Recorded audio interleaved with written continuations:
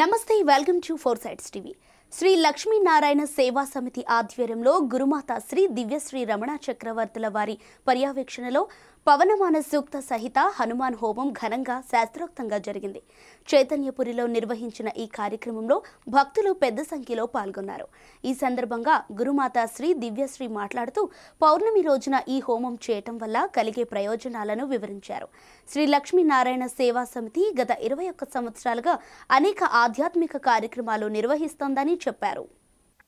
జయ లక్ష్మీనారాయణ సేవా సమితి ద్వారా అనేక కార్యక్రమాలు నిర్వహించడం జరుగుతుంది. ఈ కార్యక్రమాల్లో భాగంగా మాఘమాసం పౌర్ణమి మఖా నక్షత్రం రోజున హనుమంతుడి యొక్క హోమం ఇవాళ రోజున శనివారం అవడము, అలాగే శనివారం సందర్భంగా వచ్చిన పౌర్ణమి అవడము, హనుమంతుడికి చాలా ప్రీతికరమైన రోజు అవ్వడము, ఇలా అనేక విధాలుగా మనకి ఈ మాసం విశేషంగా ఉత్కృష్టంగా విశేష ఫలదాయిని అవ్వడము, చేసిన వారి అందరికీ కూడా ఇంత చేస్తే అంత ఫలం ఇచ్చే విధంగా ఉండడము ఈ మాసం యొక్క వైశిష్ట్యం. అయితే లక్ష్మీనారాయణ సేవా సమితి ద్వారా అనేక కార్యక్రమాలు నిర్వహించడం జరిగింది.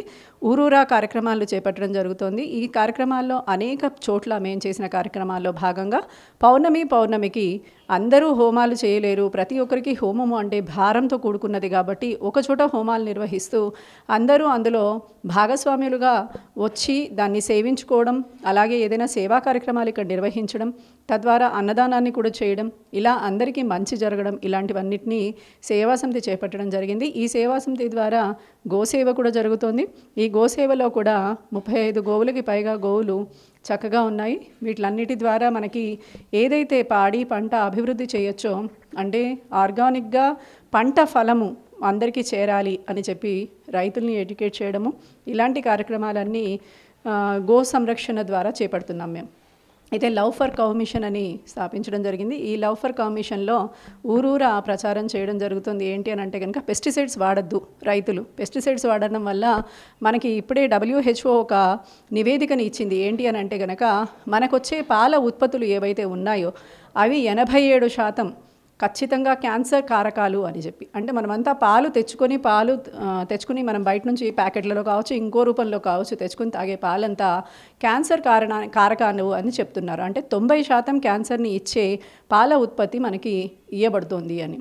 అంటే పాల ఉత్పత్తి అలా లేదు. గోవు ఎప్పుడూ కూడా మనకి మేలే చేస్తుంది. అందుకని గోవుకి సంబంధించిన ప్రొడక్ట్స్ని మనం అభివృద్ధి చేస్తే, గోవుకి సంబంధించిన ఆహార పదార్థాలని మనం తీసుకుంటే అందరూ గోవుల్ని పెంచడం జరుగుతుంది. ఈ గోవుల్ని పెంచడం ద్వారా గోసేవ ఎప్పుడైతే అభివృద్ధి చెందుతుందో ఆటోమేటిక్గా పెస్టిసైడ్స్ వాడాల్సిన అవసరం ఉండదు.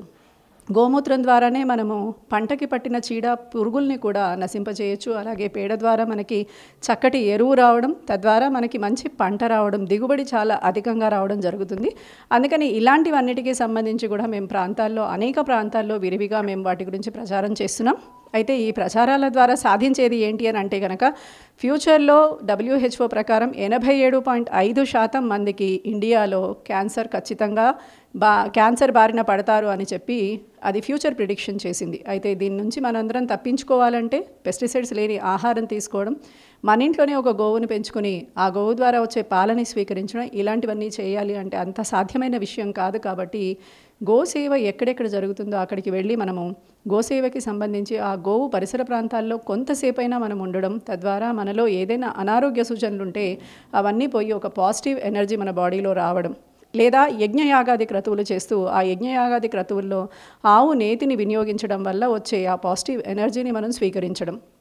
అయితే మనం కొన్ని మాసాల్లో ఎప్పుడైతే మనం పుణ్యం సంపాదించడానికి చేసే అనేక దాన ధర్మాలు ఉంటాయో వాటిల్లో మాఘమాసం చేసే ప్రతి విషయము కూడా విశేషమైన ఫలదాయిని. అందుకని ఈ మాఘమాసం చేసే ఈ పౌర్ణమికి చేసిన పవమాన సూక్త సహితంగా చేసిన హోమం ఏదైతే ఉందో అత్యంత విశేషమైనది. అలాంటి విశేషమైన యాగంలో 4TV వాళ్ళు పాల్గొనడం, వీరందరూ ఖచ్చితంగా హిందూ మత సాంప్రదాయాన్ని వృద్ధి చేయాలని, రామనామ జపానికి సంబంధించిన వృద్ధిని తీసుకురావాలని, ఈ మధ్యకాలంలోనే అయోధ్య నిర్మాణం జరగడం, బాలరాముడి ప్రతిష్ఠ జరగడం, అలాగే హనుమంతుడు ఆ బాలరాముడిని సేవించుకోవడానికి రావడం, ఇలా అనేక విధాలుగా హనుమంతుడు అంటేసరికి మనకు ఒక విధమైన ఎనర్జీ వస్తుంది. ఎందుకంటే ఆయన సప్త చిరంజీవుల్లో ఒకడు. ఖచ్చితంగా ఆయన జీవించే ఉన్నాడు అనడానికి ఇది ఒక నిదర్శనం. అందుకని హనుమత్ హోమంలో పాల్గొన్న వారందరికీ, మీ ఛానల్ వారందరికీ అనేక మంగళాశాసనాలు. దినదిన అభివృద్ధి చెందాలని మంగళాశాసనం చేస్తున్నాం. జయ లక్ష్మీనారాయణ.